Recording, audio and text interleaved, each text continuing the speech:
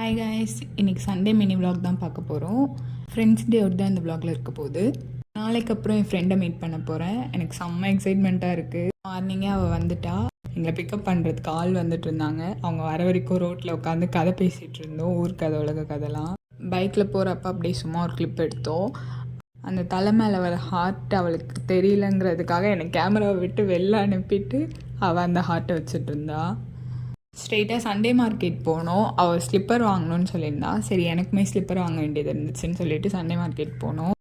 இவங்க வந்து என்னுடைய காலேஜ் ஜூனியர். நாங்கள் இவங்களை பார்க்கவே இல்லை. ஆக்சுவலாக நாங்கள் அவங்கள க்ராஸ் பண்ணி போனதுக்கப்புறம் அவங்க கால் பண்ணி என்ன பார்க்காம அப்படியே போகிறீங்கன்னு கேட்டாங்க. அதுக்கப்புறம் போயிட்டு அவங்கள்ட்ட கொஞ்சம் நேரம் பேசிகிட்டு இருந்துட்டு அங்கேருந்து கிளம்பிட்டோம். அப்படியே ஒரு கடையாக சுற்றிட்டு இருந்தோம். எனக்கு இந்த கையில் போடுற அந்த பேர்ல்ஸ் வச்ச ப்ரேஸ்லெட் மாதிரி இது ஆல்ரெடி நான் ஒன்று வாங்கி வச்சுருந்தேன். ஆனால் எனக்கு அது ஓவர் சைஸாக இருந்ததுனால அது யூஸ் பண்ணாமல் அப்படியே வச்சுருக்கேன். இது பார்த்ததுக்கப்புறம் எனக்கு வாங்கணும் போலே இருந்துச்சுன்னு சொல்லிட்டு போயிட்டு பார்த்தேன். இதுவுமே எனக்கு ஓவர் சைஸாக தான் இருந்துச்சு. அதனால் நான் வாங்கலை, அப்படியே வந்துட்டேன். நெக்ஸ்ட் கடையில் இந்த பவு ஒன்று பார்த்தேன். செம்ம க்யூட்டாக இருந்துச்சு, பர்பிள் கலரில். எனக்கு பர்பிள் கலர்னாலே ரொம்ப பிடிக்கும். அதனால் அது ஒன்று வாங்கிட்டு வந்துட்டேன். வாங்குறோன்னு கடையாக ஏறி இறங்கி ஃபன் பண்ணது தான் மிச்சம். மேடமுக்கு வாழ்க்கை தத்துவம் வேறு, நமக்கு பிடிச்சது எதுவுமே நமக்கு கிடைக்காது அப்படி இப்படின்னு சொல்லிட்டு ஒன்றும் சைஸ் சரியில்லை, இல்லைனா டிசைன் சரியில்லை. ஸ்லிப்பரே வாங்கலை, வந்தாச்சு. டெம்பர் மாற்றலான்னு போயிருந்தேன். என்னோடய டெம்பர் அவ்வளோ மோசமாலாம் ஒன்றும் உடஞ்சில்லை, வெறும் கார்னர்ஸில் மட்டும்தான் உடஞ்சிருந்துச்சு. எனக்கு என்னமோ அது மோசமாக தெரியல. ஆனால் என்கிட்ட மொபைல் வாங்கி பேசுகிற எல்லாருமே சொன்னாங்க காது ரொம்ப கிழிக்குது, முதல்ல டெம்பரை மாற்று அப்படின்னு சொல்லிட்டு. சரி, எல்லோரும் சொல்லிட்டாங்களே என்ன பண்ணுறதுன்னு சொல்லிட்டு டெம்பர் மாற்ற போயிட்டேன். அவ்வளோதான், டெம்பர் மாற்றிட்டு ஸ்ட்ரெயிட்டாக பீச்சுக்கு வந்துட்டோம். காலில் போடுற மணி ஒன்று வாங்குறதுக்காக தான் பீச் ரோடு சைடே போனேன். அந்த தாத்தாவோட கடை அங்கே தான் இருந்துச்சு. நான் லாஸ்ட் டைமும் அங்கே தான் வாங்கியிருந்தேன். தாத்தா செம்ம ஸ்வீட்டு, நானே போட்டுக்கிறேன் அப்படின்னு சொன்னேன். இல்லை பரவாயில்லம்மா, நான் தாத்தா மாதிரி தானே, காலை காட்டு அப்படின்னு சொல்லிட்டு அவரே போட்டு விட்டார். போடும்போது ப்ரேயர்லாம் வர பண்ணார்.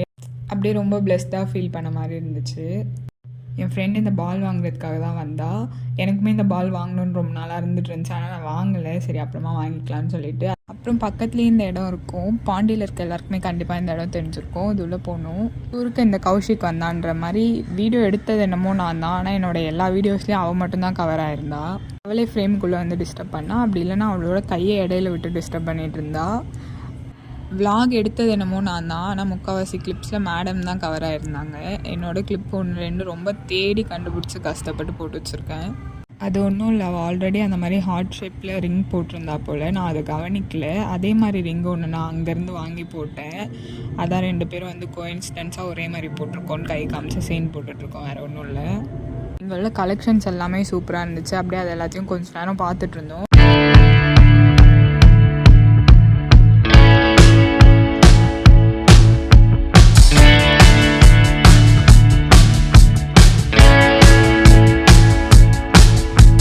சுத்தமாக விலாக் எடுக்கிற ஐடியாவே கிடையாது. அவளாக தான் சொன்னால் நம்ம போகலாம், போயிட்டு விலாக் எடுத்து போடலாம் அப்படின்னு சொல்லிட்டு. விலாக் எடுத்து தரேன்னு சொன்ன பாவத்துக்காக இந்த 2 கிளிப்ஸ் மட்டும் மேடம் எடுத்து கொடுத்தாங்க. அவளை பற்றி இவ்வளோ நேரம் பேசினது எல்லாமே சும்மா ஃபன் தான். உண்மையாக அவளை பற்றி சொல்லணுன்னா, she is the one who stood for me in all my ups and downs. இவெல்லாம் இல்லைன்னா என்னோடய டேஸ் எப்படி போகணுன்னே தெரியாது. எப்போ டிப்ரெஸ்டாக இருந்தாலும் அவளுக்கு தான் ஃபஸ்ட்டு கால் பண்ணுவேன். எனக்கு என்ன ஹாப்பினஸ்ஸாக இருந்தாலும், என்ன சேட்னஸாக இருந்தாலும், என்ன நியூஸாக இருந்தாலும் ஃபஸ்ட்டு அவள்கிட்ட தான் நான் ஷேர் பண்ணுவேன். எந்த டைமில் கால் பண்ணாலும், எந்த டைமில் மெசேஜ் பண்ணாலும் உடனே ரெஸ்பான்ஸ் பண்ணுற ஒரு பர்சன் இருப்பாங்களே எல்லாரோட லைஃப்லேயும். அப்படி தான் அவள் எனக்கு. I'm really lucky to have such a soul in my life. Evening போல் அப்படியே நான் ஊருக்கு கிளம்பிட்டேன். என்னன்னு தெரியல, வழக்கத்தை விட சம்மரஷாக இருந்துச்சு இன்றைக்கி ரயில்வே ஸ்டேஷன்.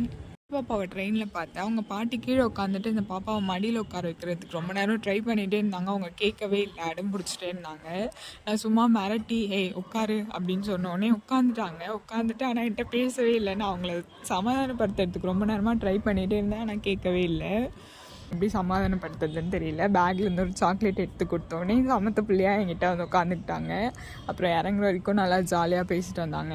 வீடியோ எடுத்ததை பார்த்தோன்னே க்யூட்டாக வைக்கப்பட்டுட்டு அவங்க அம்மா மேலே சாஞ்சிக்கிட்டாங்க. அவ்வளோதான், அப்படியே ட்ரெயின் விட்டு இறங்கி நான் வீட்டுக்கு வந்துட்டேன். இப்படி தான் என்னோட டே போச்சு. உங்கள் டே எப்படி போச்சுன்றதை கமெண்ட்டில் சொல்லுங்கள். இந்த வீடியோ உங்களுக்கு பிடிச்சிருந்துச்சுன்னா லைக் பண்ணுங்கள், ஷேர் பண்ணுங்கள், கமெண்ட் பண்ணுங்கள். அண்ட் மறக்காமல் நம்ம சேனலை சப்ஸ்கிரைப் பண்ணிக்கோங்க.